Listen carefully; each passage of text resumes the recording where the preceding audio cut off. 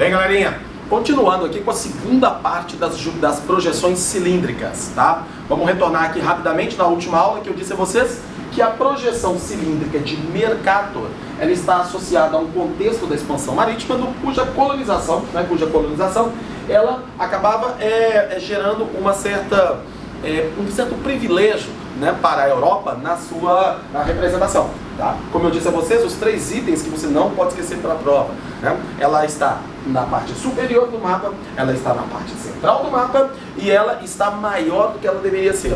Outras 2 coisas que são muito cobradas nessa questão do vestibular é uma projeção chamada de conforme. Ou seja, então ela é ideal para quê? Para você olhar a forma. Então ela é ótima para você ver os contornos. Tá? Lembrando, não atrapalha a coordenada. Então ela é boa para quê? Navegação. Não é à toa que ela é concebida no momento da expansão marítima. Então caiu na prova para vocês. A projeção de Mercator serve para quê? Para navegação, para deslocamento, para localização. Agora, se eu precisar de Mercator para comparar as áreas, ela serve? Não serve. Lembra quando eu falei para vocês na Groenlândia, ela está superdimensionada na projeção de Mercator. Então, uma das dicas que eu faço para você é o seguinte: pega a projeção, caiu lá na prova. Que projeção que é essa? Vai na Groenlândia. Se a Groenlândia estiver maior que o Brasil, você já coloca, é Mercator e ponto final. Fechou? Tranquilo? Agora, tá, Sidney, isso ficou por isso mesmo? Não. Nós temos uma contestação dessa projeção, que ocorre num outro contexto histórico, e é isso que nós vamos ver aqui hoje. Vamos para cá? Olha só. Como eu disse a vocês, a projeção cilíndrica mantém aqui esta forma em torno, um invólucro em torno da superfície curva da Terra. Só que agora, olha a diferença que eu quero tocar aqui para vocês. Quando eu disse em relação a Mercator, você pega aqui a superfície curva, aí você pega, como eu disse a vocês, nós temos aqui a nossa linha de tangente, e aí você tem aqui a iluminação. Tá, Sidney, iluminei aqui. Então a luz bateu na superfície curva. Quando eu disse a vocês que o plano no qual ela toca, tá aqui, e o desenho, o objeto, tá? O objeto desenhado, ele vai ficar mais ou menos próximo ao tamanho original. É por quê? Porque ele está próximo da zona de tangente. Está entre a zona de tolerância, como eu disse a vocês. Agora, tá bom. Lembrando que se eu pego aqui a Groenlândia, tá? Então vamos pegar lá a Groenlândia. Projetei aqui e projetei aqui, olha a diferença. Ela já fica bem maior do que ela deveria ser. Tá bom, Sidney, isso daí a gente entendeu, ficou legalzinho lá, a gente compreendeu, isso aqui é a projeção de Mercator.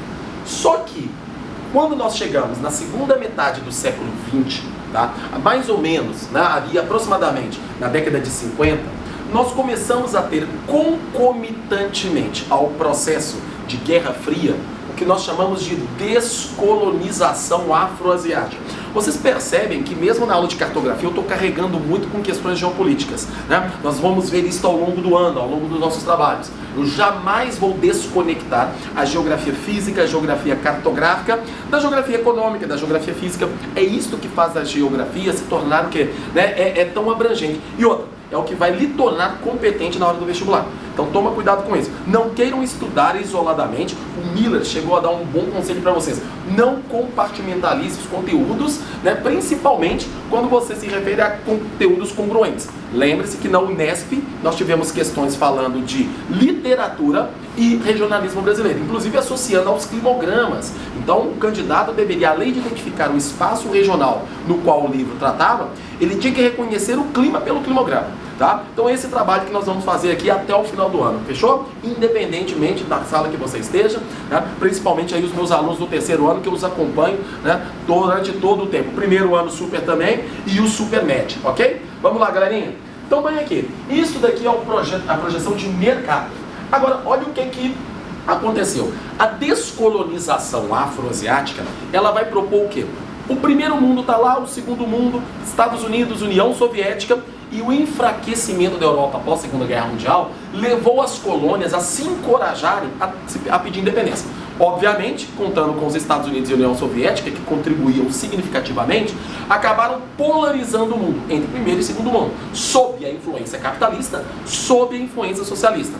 Só que apareceu um grupo de países, independentes, recém-independentes, que reivindicaram a tal da autonomia dos povos. Em 1955, na Indonésia, numa conferência na cidade de Bandung, ficou estabelecido o grupo de países não alinhados. E esses países começaram a ser reconhecidos como terceiro mundo. E aí, desde então, nós temos a expressão primeiro mundo, segundo mundo e terceiro mundo. Onde esse terceiro mundo fica? Seja, não é? Os países que foram colonizados são países aqui, ó, intertropicais, países quentes, que na nossa projeção praticamente são fidedignos em relação à área. Mas, quando eu olho as ex-metrópoles, elas são muito maiores que as suas ex-colônias. E aí, um cartógrafo chamado de Peters, ou Peters, ele propôs uma projeção que fosse mais ideal para uma nova ordem mundial que estava chegando.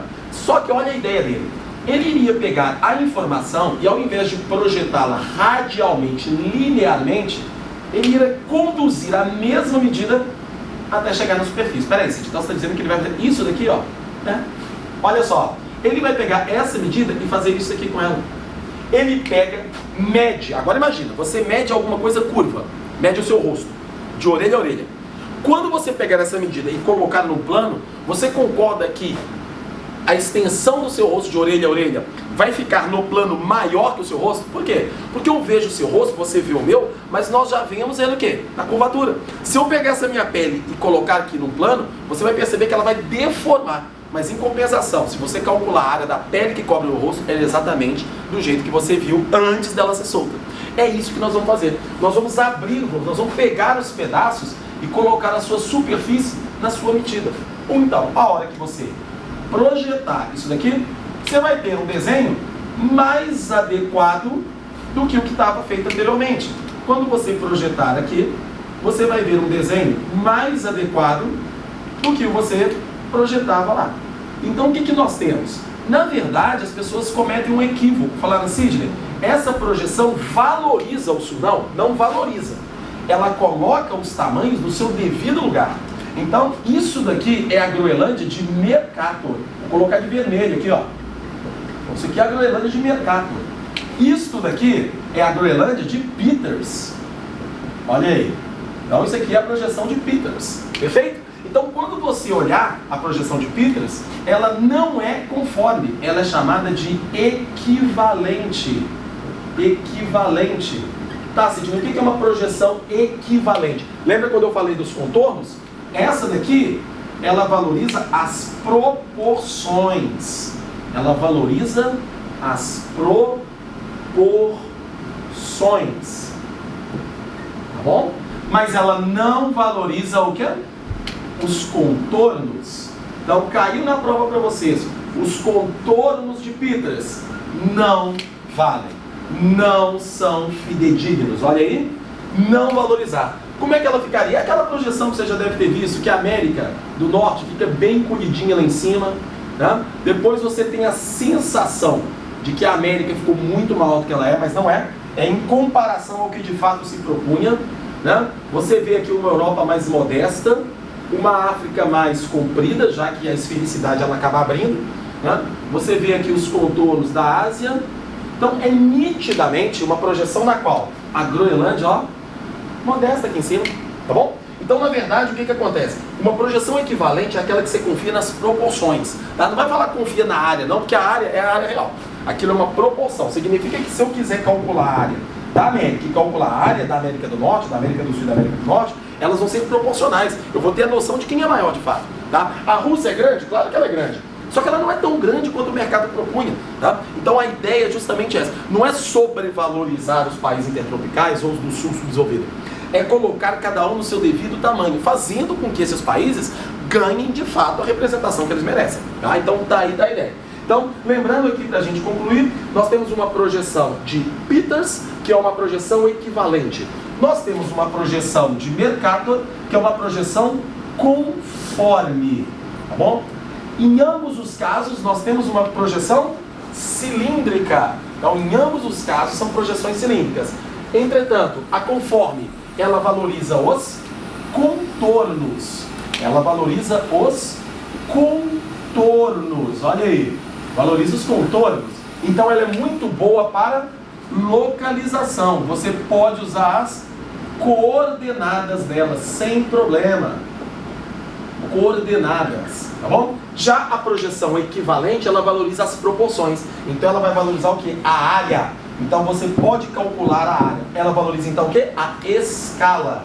Ela é equivalente. Então nós temos aqui a escala. Olha que legal.